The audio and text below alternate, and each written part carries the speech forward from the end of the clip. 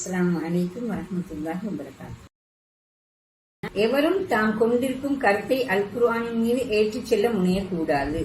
அல் குர்ஆனின் ஆய்வு வரலாற்றில் நடந்த மிக பெரும் தவறு இதுதான். பல்வேறு சிந்தனை பிரிவினரும் தாம் வகுத்துக் கொண்ட சிந்தனைகளுக்கு அல் குர்ஆனில் ஆதாரம் தேட முற்பட்டனர்.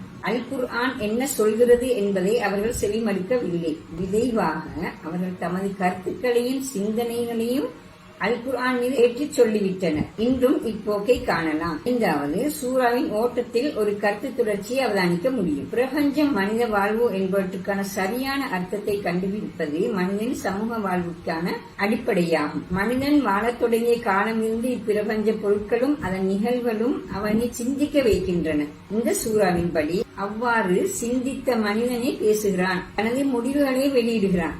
அவனது முதலாவது முடிவு இம்மாபெரும் பிரபஞ்சத்தில் ஒரு கடவுள் இருக்க வேண்டும் என்பதாகும். இப்பிரபஞ்சமும் அதன் பொருட்களும் அதன் நுண்ணிய இயக்கமும் ஒரு மிக பெரும் அறிவையும் ஆற்றலையும் வேண்டி நிற்கின்றன என அவன் தெளிவாகிறான். குருட்டுத்தனமான தற்செயல் நிகழ்வுகள் இவ்வுலகுக்கான காரணம் என்பதை அவனால் ஏற்க முடியவில்லை.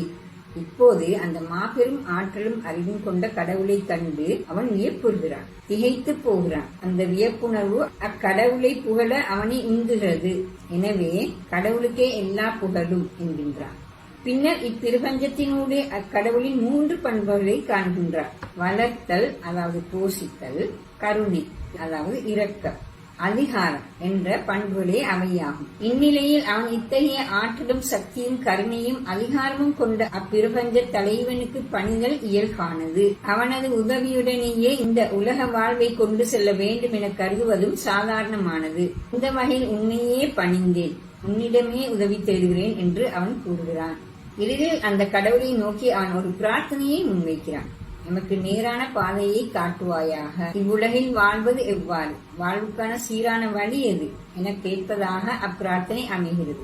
இது மிகவும் இயல்பானது. வாழ்வின் பொருளை சரியாக புரிந்து கொள்வதும், நன்மை தீமைகளை தெளிவாக அறிந்து கொள்வதும், நீதி அநீதியை நன்கு அறிந்து கொள்வதும் வாழ்வின் அடிப்படை விஷயங்களாகும்.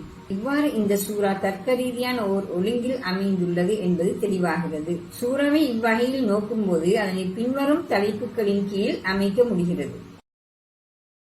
அஸ்ஸலாமு அலைக்கும் வரஹ்மத்துல்லாஹி வபரகாத்துஹு. ஜஸாக்குமுல்லாஹ் ஹைர்.